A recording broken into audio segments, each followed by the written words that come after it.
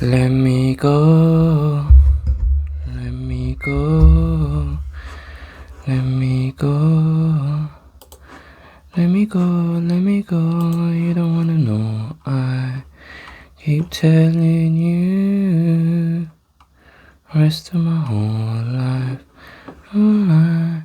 Alright, look, UFC 249 is in the books, and I think we can all agree it was an enjoyable evening of fights, fun and frolics. Firstly, I just want to quickly say I was unable to do any preview videos for the main card. I did do one for the undercard and the early prelims. Sorry, I did one for the prelims and the early prelims, and I wanted to do one for the undercard and the main event, but things got in the way this week. It's been a bit of a a difficult period with personal stuff going on to do with family and stuff like that. So I just wasn't able to make any YouTube videos. Having said all that, before I get into this, so what I'm going to do is I'm just going to give my opinion on the entire card. And before I do that, just to give you guys an idea of how I thought things would go before fight night. I put a £15 accumulator on, and an accumulator is what Americans call a parlay, where you bet on several different fights on one card, and each of those results need to be correct for you to win any money back. So my accumulator was for 15 quid, and if all of my results came in, I would have won 1.5 grand. So I picked a couple of kind of high odd results, and this is what I picked. So I picked Ryan Spann and Bryce Mitchell to win, which was correct. I picked Luque to win, which was also correct. Where I went wrong is I picked Vadum to win. That obviously didn't come in, so I'll get on to that. I also picked Ngannou to win, which did come in. I picked Dominic Cruz as my outsider. That obviously didn't come in. And neither did my bet on Tony Ferguson to win via submission in the 3rd or 4th round. So that was my accumulator. That was my parlay bet. So I got 4 of the results right, 3 of them wrong. Yeah, so what I'm going to do now is I'm just going to talk through the card like I mentioned before, and just give you my opinions on what happened last night and why I think things happened the way they did. Before we get on to that, I just want to talk a little bit about this week in general, and just some observations from the way the show was presented to us, the audience. So firstly, obviously, Jacare against Uriah Hall fell through because Jacare and 2 of his team tested positive for coronavirus. So I wish them a full and speedy recovery. Clearly, there was a protocol in place if this was to happen. And from what I understand, these guys are being monitored and given whatever medical attention they need to recover from the virus. By the sounds of things, it didn't seem like they kind of felt any symptoms, which means I think they're asymptomatic carriers of the disease. So hopefully they've got the virus, but it's not going to have a major impact on their health. And obviously only time will tell if, with them being there, other people involved in the event, non-fighters, just staff, etc., whether they've been in contact with Jacare and his 2 teammates, and whether they've now caught the virus. Whatever it is, however it is, let's just hope that nobody has any major issues with coronavirus as a result of this event.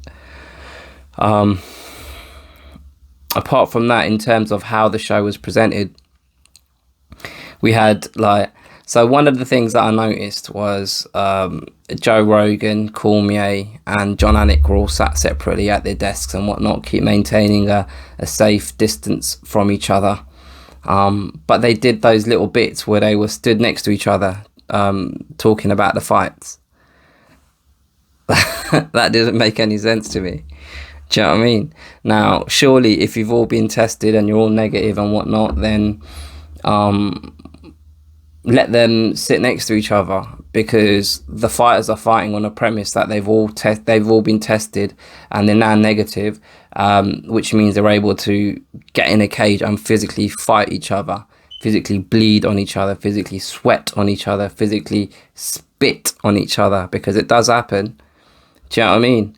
Like, you've got these two guys in a cage, and two girls, because there was a female fight on this card, in a cage, literally, like, they're fighting each other, but your commentators can't sit next to each other. I mean, that defies logic, and I'm not here having a go at the UFC. Like, these are trying times for everyone, and they're doing the best they can with the information they have to hand. This is the first time anyone in any sport has put on a live event since the world has been locked down. So it's a trial and error process, you know. They put enough measures in place for fighters, coaches, trainers, commentators, you know, production staff, etc., to feel like their health and safety was being maintained at a high enough level for them to want to be part of this event. And some of the measures they've taken, they may need to tweak. They may tweak it come Wednesday, and then come Saturday next week, they may say, you know what, that's a bit silly. The commentators can sit next to each other. Do you understand what I'm trying to say? Like, I'm not having a go. I appreciate that this is like the first. They're the first ones to go. They're the first ones to put on a event, and because of that, I'm not saying they're making mistakes, but they're finding they're finding that they're doing things now that can probably be done better in events to come. So I suppose that's the only point I'm making there, because it just kind of doesn't make sense if you're, you know, all sat separately, but then you're stood together talking about the event for kind of, you know, just talking about things. So if you're going to stand together, you may as well sit together. But then again, if you're there's a difference between being stood with each other for, you know, a couple of minutes compared to being sat with each other all night. So maybe there is logic in having them do that. Maybe the logic is that, all right, so what if they've tested negative? They may have the disease in them and it just hasn't surfaced. And this is me, someone that knows fuck all about all of this. So if I'm talking absolute nonsense, then I'm talking absolute nonsense. But maybe there is logic in them being able to stand together for those links that they filmed and then sitting separately for the entire event. I found it funny when Joe Rogan interviewed Ryan Spann, and then at the end he goes, Ryan Spann, to nobody in the audience, but the way he said it was funny. That might be the funniest joke Joe Rogan's ever said. How about that? Only joking, but yeah, I found that quite funny. I like the fact that the commentators and, you know, John Anik, Rogan, etc., Cormier, they didn't hide from the fact that it's an empty arena. You know, they kept referencing the fact that it's empty. They kept referencing the fact that fighters can probably hear what they're saying while they're commentating. A couple of times they were asking for stats to be produced, punch stats, etc., and put on the screen. And clearly, the UFC haven't got a full complement of staff working the event, so the stat man apparently wasn't working that event. So I found that quite funny as well, the fact that they were like, hey, where's the stats, and obviously the stat man went there, so there were no stats.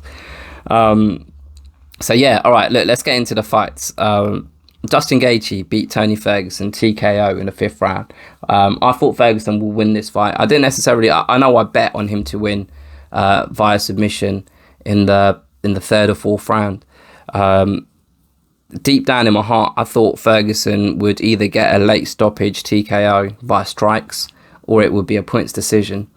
One thing that I noticed with the way with Ferguson in this fight, and I don't know whether this is a product of Ferguson fighting below his level, or whether Gaethje negated Ferguson's movement, which meant that Ferguson looked like he wasn't fighting to the best of his ability, or looked like Ferguson wasn't fighting to the level we've previously seen him fight.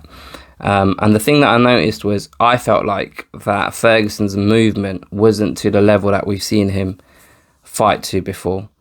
Like, he almost has, he's got a weird kind of movement about him. It's almost like he's breakdancing. He's kind of bouncing. He's light on his feet. He's quick. He's fast, and he throws strikes from awkward angles. And I didn't see a lot of that in this fight against Gaethje. Now, I don't know whether this is a product of Gaethje's own footwork and his own movement and his own power. Basically, when Ferguson threw a strike, Gaethje responded with a strike, and Gaethje's accurate. He's accurate as fuck. And Gaethje was able to hit and hurt Ferguson throughout the fight. And I don't know whether that made Ferguson apprehensive. And I don't know whether that made Ferguson not be as experimental as we've seen him before. So I'm not good enough or technically minded enough to tell you guys whether Gaethje was the one that made Ferguson fight differently or whether Ferguson just fought differently. But whichever way you look at it, in 90% of the striking exchanges in this fight, Gaethje came out on top. And it was his accuracy and his power. There was one point, I think, in the second round where Ferguson threw that uppercut that rocked Gaethje, but it was at the end of the round, so he wasn't able to capitalize on it. But apart from that, I can't remember a time where Ferguson had a sustained period of success within the fight. You know, I can't remember a 2 or 3 minute period within a round. I haven't got what the judges were scoring the fight, but unless you know, you might argue that you might want to give Ferguson that second round because you could see he visibly rocked Gaethje. But watching that fight, I can't make an argument for giving Ferguson any of those rounds. Do you know what I mean? He was dominated by Gaethje. Gaethje dominated him, and I was surprised by the fact that it almost just turned into this kind of, I don't want to call it a slugfest, but it was like a boxing match with limited kicking. Like, there were kicks thrown. It was almost like a kickboxing match where both of the kickboxers prefer punching to kicking. Do you know what I mean? I was surprised by that, and maybe again, I'm looking at Ferguson because I thought he was going to win, and let's be honest, I wanted him to win. I wanted Ferguson to win to keep this kind of fantasy of a fight between him and Khabib alive, and it being a fight between the two greatest ever lightweights in MMA history. Maybe that's why I wanted Ferguson to win, because I don't particularly like Ferguson as a personality more than I like Gaethje, and I don't hate either of them. I'm just kind of they're two guys who I just really, really like in terms of their ability inside the octagon. But I suppose I wanted Ferguson to win, so I'm disappointed by the fact that he didn't win, but also by his performance. And like I said, I don't know whether his performance was down to him not fighting as good as he can, or whether Gaethje was able to make Ferguson look like he's not fighting as well as he can. Does that make sense? So, each round was basically the same. They're both there. They're kind of in the center of the cage. There's some movement. Ferguson throws a strike, misses or hits, but kind of on the end of his punch because Gaethje's already rolling, and then Gaethje responds with a strike, a leg kick or something, or a punch which looks like it hurts or rocks Ferguson. Rinse and repeat, basically. Ferguson, I remember he tried to go for the takedown on a couple of occasions off the top of my head, but they were just like not even close. Do you know what I mean? There weren't he didn't set up a takedown. It was almost out of desperation that, okay, I'm losing these exchanges on the feet, so let me try and take him down.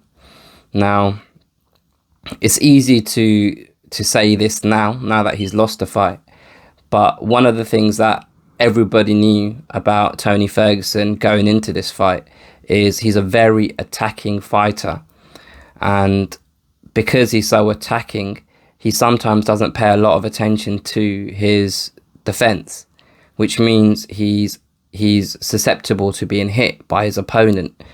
We saw it when he fought Donald Cerrone. We saw it when he fought Pettis.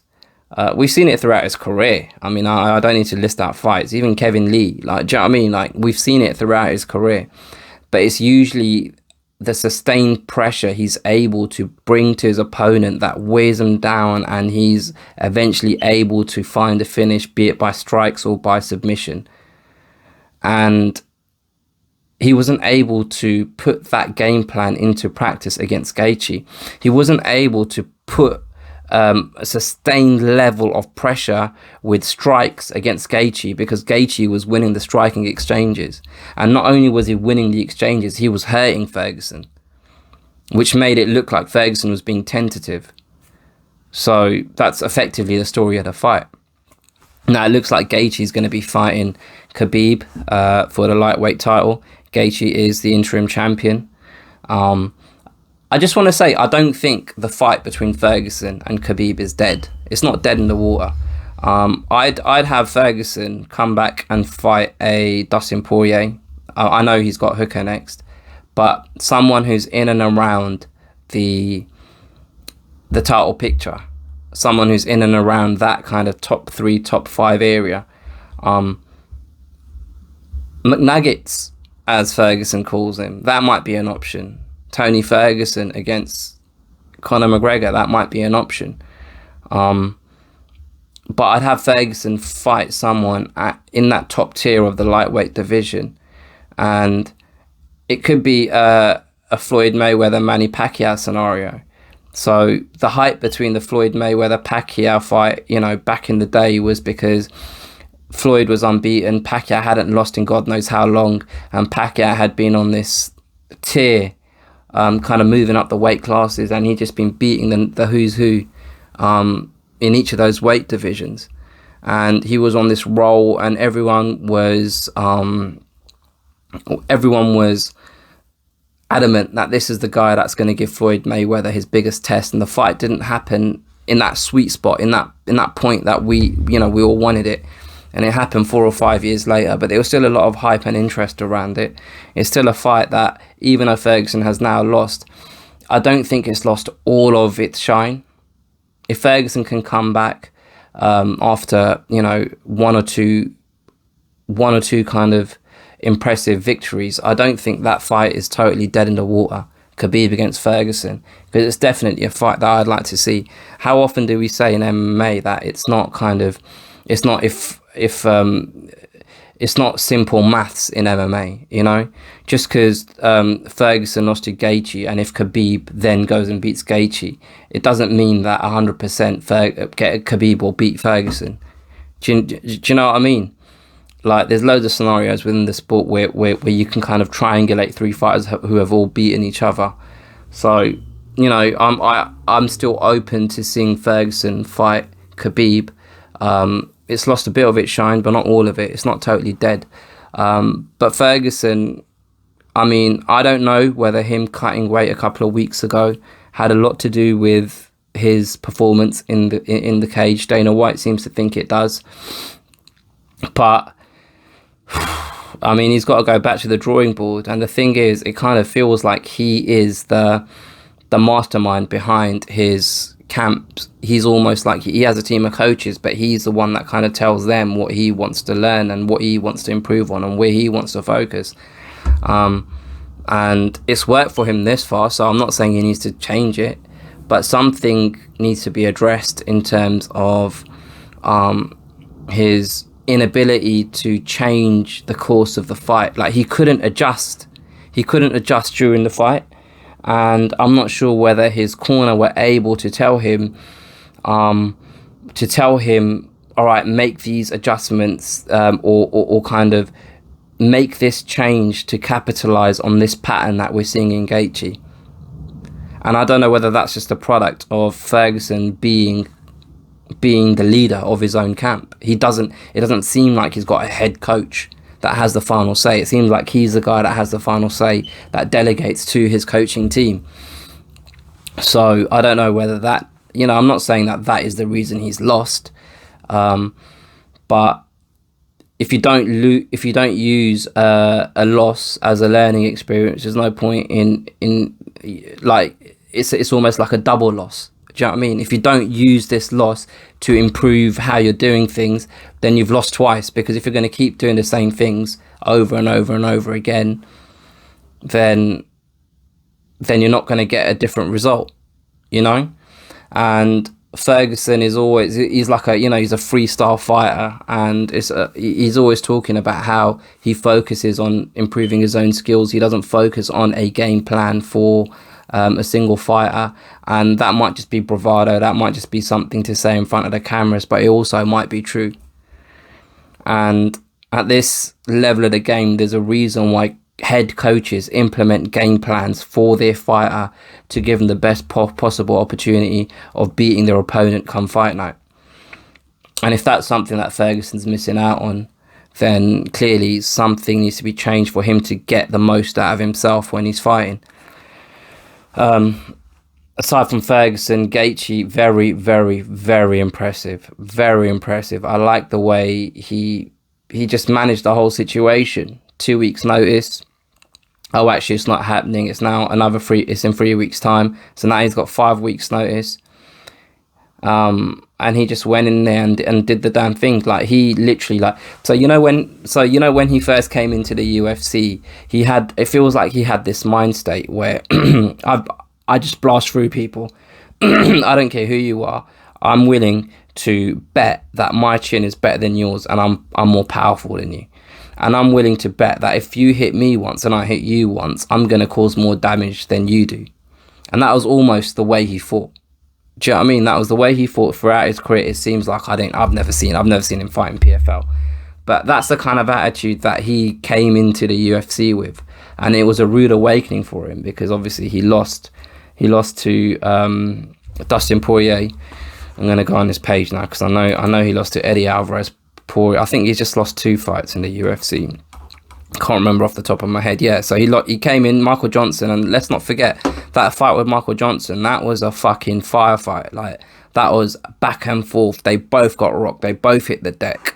So that wasn't like a walk in the park for him. Do you know what I mean? That and like Michael Johnson, he's a talented man, but he's not in that area. He's not in the vicinity of the top 5, top 7, top 10 lightweights in the organization. And off the back of that, he lost to Dustin Poirier, he lost to Eddie Alvarez, and then he came back, and he was adamant he'd made adjustments. He spoke about it. He spoke about how he feels like he's made the necessary adjustments to make a run for the title. His coach, whose name escapes me right now, but I can see his face, because he's literally one coach that since I started watching MMA, he's just been there. He's been there or thereabouts. And I'm pissed off that I've forgotten his name now. But fuck it, you guys know who I'm on about. But his coach even said, and this might be bullshit, but he said Gaethje walked into the gym, and Gaethje said that I want to be world champion. Before that, his purpose was to be an entertaining fighter. And when he then decided to change his mindset to make a run for the world title, they made adjustments in his game. And I was skeptical.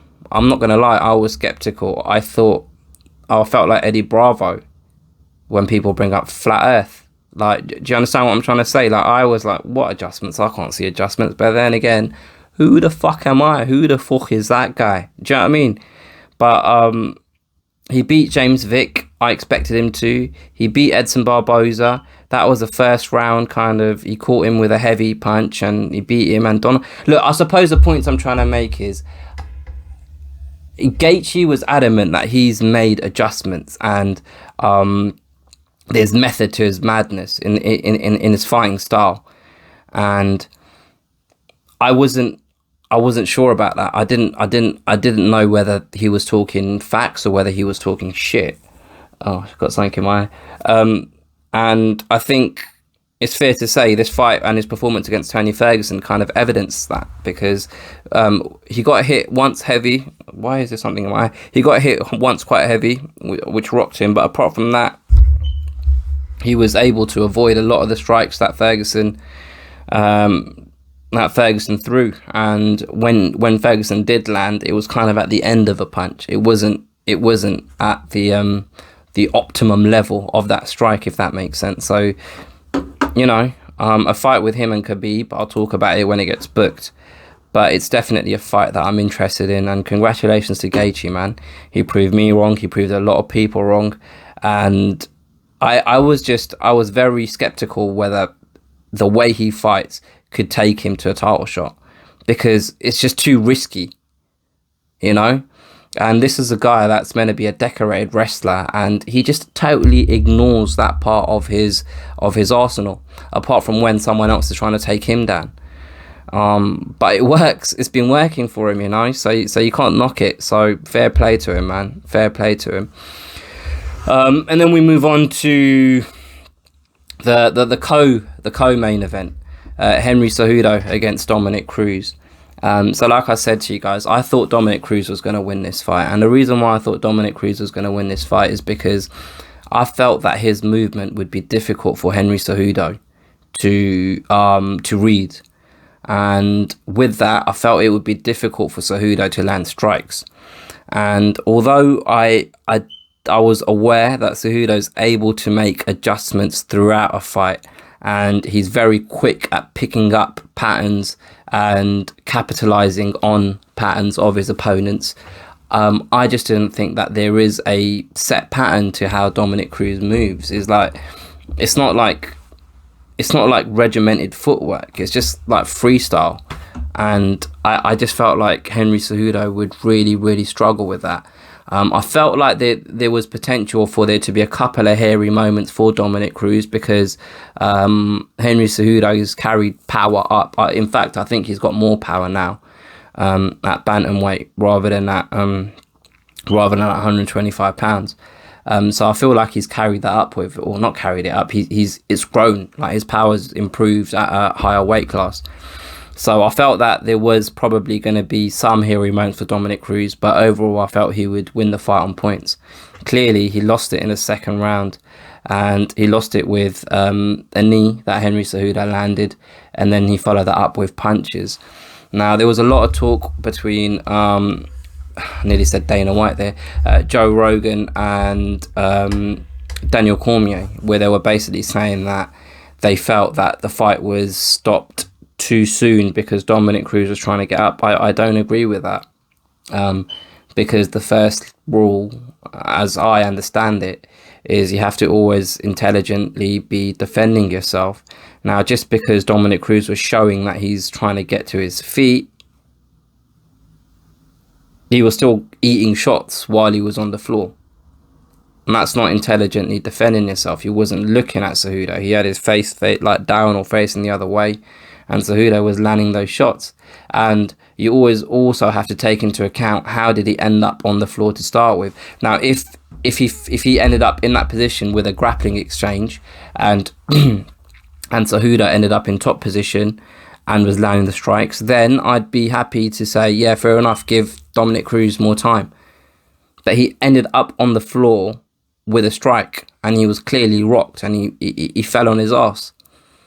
And I don't know whether this is just the fact that Dominick Cruz and Joe Rogan and Daniel Cormier, they're all friends. I don't know whether they'd have the same opinion if it was a different fighter. Clearly, it's not even just the fact that they're friends. They know Dominick Cruz is a survivor. We all do. He's a survivor in the cage, and we know he is because of all the shit he's been through outside of the cage, and he's still come back and fought. Do you know what I mean? But impressive by Henry Cejudo. A very good performance, man. The way he was landing those leg kicks over and over and over again. He lands them with power, man. And you don't really see that with Americans usually. Like, that's usually a trait of a European fighter or a South American, a Brazilian. And Joe Rogan puts that down to us playing soccer, which might be true. I don't know, but it just might just be the fact that this is kind of a discipline that is kind of more importance is put to it within Europe and within South America in kickboxing and Muay Thai gyms. I don't know, I'm just speculating here. But the way he was throwing them was like a fucking Brazilian. and they were landing, they were accurate, and they were landing. And I don't know whether, again, it might just be because it was an empty arena, but you could hear them, and they felt, and you could feel him every time he landed them. And that surprised me initially. And as soon as he was able to do that, I thought, oh shit, Dominic Cruz is in trouble here. Because if he's landing with those leg kicks early, the movement that is so important to Dominic Cruz's game was kind of being negated with those leg strikes.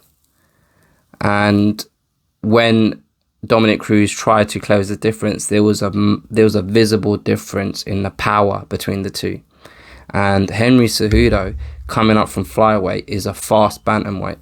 He's quick, and like he's a bantamweight with he's got that big head. Do you know what I mean? He looks like he can take a shot. His head is of a welterweight, but his body is of a bantamweight. And I think he's got a really good chin. And yeah, it was another good performance by Henry Cejudo, man. He won the first round handedly, and in the second round he came and finished it. And it was a justified stoppage by the referee, in my opinion. And then the surprising thing happened when Henry Cejudo said that he's retiring, and that shocked me, to be totally honest with you. I didn't see that coming. And I did watch the post-fight press conference, and one of the reporters basically asked Henry Cejudo that is this just a negotiation tactic? And he talked about how he stopped wrestling, but then he was offered more money, so he went back to the American wrestling team. And he did kind of allude to if he was offered more money, or kind of an offer, if he was made an offer too good to refuse, he'd be willing to come back and fight. I just think he needs a bit of a break. I don't think that I think he's approaching his peak. I don't even think he's peaked as a mixed martial artist, but at the same time, if he's been wrestling at the highest level since he was 16 years old, he's basically been in a competitive sport since he was 16. So he's basically, for 17 years, he's been a professional fighter, whether that's wrestling or mixed martial arts. And maybe that has taken a toll. It doesn't seem like it's taken a toll on his body, but maybe on his mind. Maybe he needs to step away, and maybe in his head, he just feels like he's had enough. And one thing that he did say in his post-fight press conference, which you can't knock, is that he's genuinely leaving the game on top. And that's one thing that us as fans I don't know if it's everyone, but me personally, like, he's achieved every goal he set out to. And if he's content and he's happy with that and he wants to walk away, fucking fair play to him. Because that's a success story when it comes to combat sport. How many people leave the sport with less money than they thought they were going to leave the sport with, and with their health in a lot worse of a position than they thought they would leave the sport in. And touch wood, for young Henry Cejudo, it feels like he's got all his faculties still intact, and physically he's in his prime, which is why I'm a little bit like, are you sure about this? Because I don't feel like he's hit his absolute prime. And I feel like he's got a couple of more big moments, and more he'll be able to dominate the bantamweight division for another year or two if he carries on at this trajectory. But if he's got to a point where he finds it hard to mentally commit himself to training camps the way he feels he needs to, then fucking fair play to him. Fair fucking play to him. Because I tell you what, whether you think he's cringy, whether you think he's an idiot, whether you think he's a bellend, whether you don't like him, whether you think he's not funny, whether you don't like the gimmicks, he can fucking fight. He can fight. And all of the things that I just listed about whether you don't like, in the bantamweight division now, the names are listing as potential fighters that can fight for, which is now effectively a vacant belt. whose name is a bigger draw, and I'm not talking about commercially. I'm just talking about for you as a fan, for you to want to tune into a fight. Whose name in that list is as big of a draw as Henry Cejudo's? For me, there isn't. I mean, Peter Yan is quite an entertaining fighter to watch, but I'd rather see Henry Cejudo fight because of all the bells and whistles that come with it. So, you know what? Like, you can knock him as much as you want. He's very, very, very cognizant of what he's doing and the impact he's having on fans. And fair play to him, man. Fair play to him. You can't knock it. Francis Ngannou against Jairzinho Rozenstruik. Well, it lasted 20 seconds, man. The fight lasted 20 seconds. It kind of went how I thought it was going to go.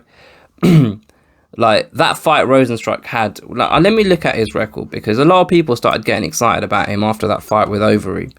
And that was a 5-round fight that Overeem was winning until he got knocked out. This is a product of the fact that the heavyweight division is very thin in terms of talent, where you've got the top tier talent in the heavyweight division, and then you've got the rest of them. And people were forcing it with Rozenstruik and trying to push him up into that top tier. And the top tier has 3 names in the UFC at the moment. Do you know what I mean? Stipe, Cormier, and Francis Ngannou. Everyone else is below that. The next tier, I'd put Curtis Blades at the top of the next tier. You got names like Junior Dos Santos and stuff like that. And Rozenstruik is in that category. And just off of a spectacular knockout, everyone forgot the first bloody 4 minutes and 50 seconds of that fight and focused on that spectacular knockout against Overeem. And fair enough, he called the shot. He called this fight against Ngannou. It felt like a bad idea at the time, and it proved itself to be a bad idea because, there's not really much to say about it.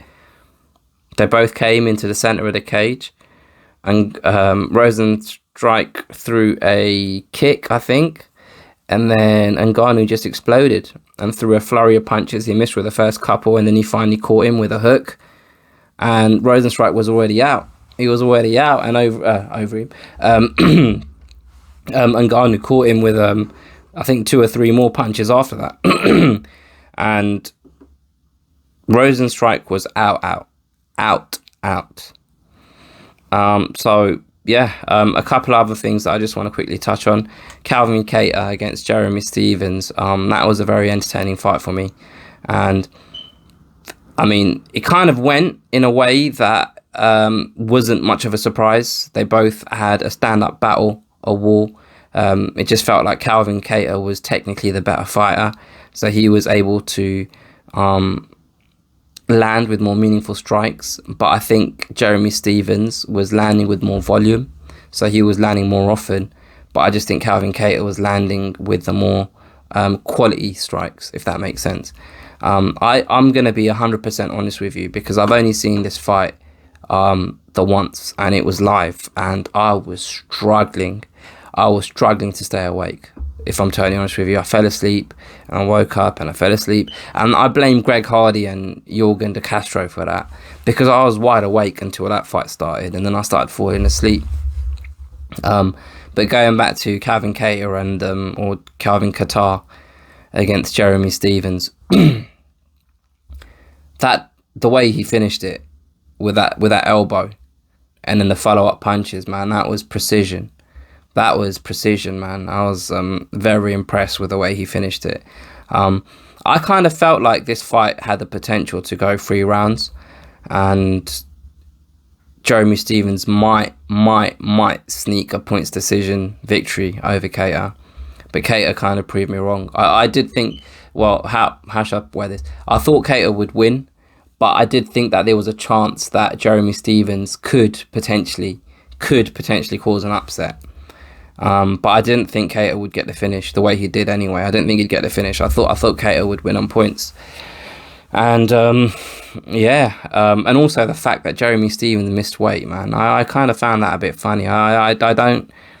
I'd love to know what happened, because he's this guy that prides himself on being mentally strong. When he came on Joe Rogan, he talked about how he goes running for miles, as more of a mental exercise than a physical one, just to go through the pain barrier and mind over matter it, and keep on running and keep on going. And he's a vet, man. He's a veteran. And I don't know whether it was an injury. I don't know whether it was a change in how things were handled in fight week, because of all the changes they made with coronavirus, which had an impact on how he cuts weight, which made him not be able to make weight. But to miss weight is one thing, but to miss it by 5 pounds, an event has happened, or something specific has happened for him to not make weight by 5 pounds. And I'd love to know what it is. And on this occasion, I'm glad that Gaethje won, because I hate it when fighters miss weight, especially by a margin like that, and then go on to win the fight. So I'm glad that Gaethje won. I'm just going to skip the Greg Hardy and Yogan De Castro fight, because, like I said to you, it's putting me to sleep. And Greg Hardy showed some fast twitch muscle, but apart from that, I'm still waiting to see this athlete that everyone's excited about. I still haven't seen this athlete that everyone's excited about. I still haven't seen this guy that's making massive improvements fight after fight. And that's what I was expecting for the UFC to bring him on board as this, guy that has a tainted perception about himself or his personal activities whilst he's an American footballer. Is it worth it? Do you know what I mean? It's not. I mean, I can't really see what the fucking fuss is about. Pettis against Donald Cerrone. Pettis won that fight. It was an entertaining fight. It was an okay fight, and I don't think there's really much to say about it, to be honest. It kind of just was two guys that aren't at their best anymore, fighting in a weight class that isn't their weight class. It was almost like an exhibition fight. It was a throwback fight, a fight for us people that have been watching the sport for years, to see these guys perform in the octagon, not for the last time, but one of the last times I'd assume they're going to fight. And it's MMA, they're probably going to go on for years. But I don't think either of these guys are at the peak of their powers anymore. And I wasn't expecting Cerrone to fight like an MMA fighter. I was expecting him to fight like a kickboxer, and I was pleasantly surprised when Donald Cerrone was trying to close the distance and trying to take Pettis down and grappling him and trying to hold him against the cage, etc. But Pettis just looked faster, and he just looked like he had more snap in his shots, and a well-deserved decision. The only thing that I will say is that flurry where Pettis poked him in the eye, and then Cerrone kind of said, he's hit my eye. Referee didn't say it. Referee didn't see it. Referee didn't call a stop to the action, and Pettis carried on. I was a bit surprised by that, to be honest. But it's a fight at the end of the day, do you know what I mean? And the only reason I was surprised by it is because they were so matey with each other throughout the fight, shaking hands, all that kind of stuff. So it was nice to see that aggression from Pettis, because it's a fucking fight at the end of the day, do you know what I mean? They're not in there playing tiddlywinks. Oleinik against Fabricio Verdum. This is one of the things that fucked my accumulator up. I was interested to see what version of Verdum was in the cage. And the reason why I thought Verdum would win this fight is I just thought he's a lot faster than Oleinik and a lot more dynamic in the strikes.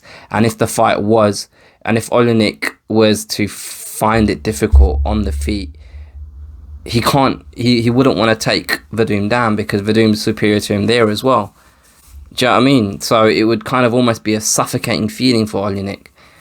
What transpired is Oleinik was a lot faster than Verdum. Now, the commentators did mention that Oleinik has come in considerably lighter than he did in his last fight. But Verdum looks soft. I mean, he's never been a body guy. Do you know what I mean? But Verdum looked physically softer, flabbier than I remember him from before. And he just looked slow and flat-footed. And similar to what I said about Tony Ferguson, like Verdum brought his stand up to a level where he might not have been technically the greatest, but he was confident and dynamic enough to experiment and throw shots from unexpected areas and commit to his strikes. And I didn't see any of that against Oleinik. And Oleinik was repeatedly hurting him, and then Fabricio Werdum was basically just trying to get into a clinch and knee Oleinik, and that was the only success he was having on the feet. And I think Oleinik deserved to win that fight. I think, if memory serves me correct, Werdum kind of dominated the third round on the ground, and he dominated parts of the second round on the ground. But like, he didn't really, I can't remember him doing much with it. It was almost like on a scale of 1 to 10 in terms of how close you are to securing a submission, with 10 being a tap or a choke out or whatever. Werdum was probably at a 5 with Oleinik, at a 6 maybe in some of his attempts. Like, I can't remember, and I might be wrong, I can't remember a time where it was like, he's going to tap, and at the last minute he pops his head out, or he finds a bit of space to move an arm or a leg. Do you know what I mean? There was a couple of armbar attempts that Fabricio Werdum was going for, but nothing that was where Oleinik was at an 8 or a 9 in terms of a submission or the fight finishing due to being choked out effectively. So Oleinik deserved that. Werdum, I mean, you could argue it's ring rust. It just looks like he wasn't training. He wasn't training in the 2 years that he was off. He just looked rusty, full stop. One of the things that Daniel Cormier was saying is that it's different training and then being in there and fighting, because the pace is different. And he looked a step behind Oleinik throughout the fight. And Oleinik isn't your fastest, most dynamic heavyweight. We're talking about a man who's had 70 odd fights. He's 42 years old. He's had how many fights? 73 fights. He's a veteran. Do you know what I mean? He's not just a veteran. He's a veteran. So, yeah. I don't know. I don't know where this leaves Werdum. I think I said in my preview video that if he wins here, he could get 1 or 2 wins and end up in that top tier of heavyweights on the brink of another title shot, because that's kind of where he was when he popped. Now, I know he lost to Volkov. Is that his name? Volkov? Which was back in... Yeah, Alexander Volkov. Back in March 2018. So effectively 2 years ago, sorry. And in that time, it just looks like his ability has declined, unfortunately. So this might be the end of the road for Fabricio Werdum. Carla Esparza against Michelle Waterson. This wasn't a fight that I was especially excited about going into the event. And it's got a lot to do with Carla Esparza's style, and I'm not having a dig at her. It's just, she's just got a style that I don't necessarily enjoy, because she's just got that grinding wrestler mentality stroke style. And this is what that fight was. I was a little bit disappointed in Waterson. I just didn't feel like she committed to her strikes as much as she could have, or she was willing to risk being taken down by trying to land a strike. It was just quite a boring fight, to be honest. This is why women should stay in the kitchen. I'm joking. I'm a big fan of women's MMA. But just looking at Esparza's record, like, decision. And look, it's a fucking, you know what I mean? It is a valid way of winning a fight. But, it's not very exciting. And when you're watching this fight at 2 a.m, it's a bit like, it's hard, isn't it? It's difficult out here.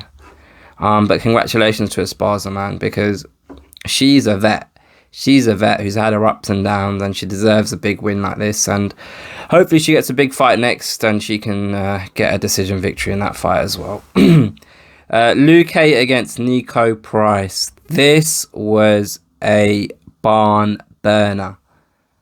Barn burner. And we knew it was going to be. We knew it was going to be. And to be honest, until like the doctor stopped the fight and it looked like a valid stoppage, because that eye was totally like fucked. Do you know what I mean? It weren't just like a little bit fucked. It was fucked. It looked like he had a peach on his eye. Like someone punched a peach and stuck it to his eye. That's what it looked like. And Luque was just, like I said before, he's just the more technically sound, more accurate fighter. But to be fair to you, I was surprised by the effort and the resolve of Nico Price. And I can't remember what I thought of the rounds as the fight was going on, but Nico Price had a lot more success in this fight than I thought he was going to have. So it was a very entertaining fight. This for me was the fight of the night. And the next one, Bryce Mitchell. How he didn't get a performance of the night bonus, I don't know. Look, I know it was a decision victory. And going back to my submission scale that I introduced earlier on when I was talking about the Verdum and Oleinik fight, Bryce Mitchell was constantly had Rosa at a 9, an 8 or a 9 throughout the fight. And it wasn't just any type of submission. It was the twister again. Do you know what I mean? Like, he's trouble, man. Honestly, he's trouble. And he's mastered that game on the ground to another level. How old is he? Because I think he's in his 20s or something. 25 years old, man. The guy's 25 years old. And it's not just the fact that his jiu-jitsu is at such a high level. It's his how intelligent he is. Because it's the way he's able to manipulate his opponent's body and the way he's able to corner him and put him in a position where he's got two options for a submission. Do you know what I mean? It's not just, all right, I'm going for a triangle, and if I don't get that, I'm fucked because he's on top of me. Like, he's constantly got options, and he just manipulates his opponent into a position where he has his opponent in a position where he can take one of those options. Like, he's just fluid. He's like water, like Anderson Silva used to say, but on the fucking ground. Like, the clinic he put on the ground is the equivalent of Pettis in WEC doing the fucking kick off the wall against Benson Henderson. Do you know what I mean? Like, that fight, if memory serves me correct, Pettis didn't win that fight via a stoppage. It was a points victory. And for me, this is a similar level of performance, but on the ground. Like, it was exciting. Because, like, look, there's two types of fighters that prefer or their strength is fighting on the ground. There's there's a kind of guys that just use the ground to secure a superior position, and they're actually quite defensive. They're in a better position than their opponent on the ground, but they're quite defensive. They're not attacking. They're not trying to go for the finish because they don't want to leave a gap and leave themselves susceptible for the opponent to take advantage of.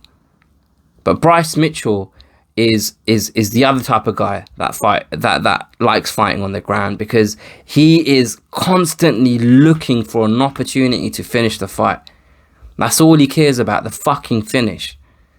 And he's genuinely, like, for me, he's one guy that I am just excited to watch moving forward, because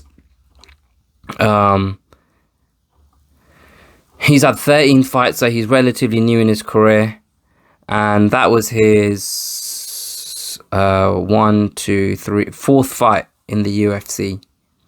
Fourth fight in the UFC. This guy's a problem in the featherweight division, man. He's a genuine problem in that division, and people better be ready for him. They better be ready for him at 145 pounds. But yeah, I didn't see the Ryan Sam Alvey fight. Oh, by the way, Bryce Mitchell got his camo shorts, so you know that's a good news story for us, isn't it? You can finally wear those fucking camo shorts. You better not lose in them now, after all that noise he made.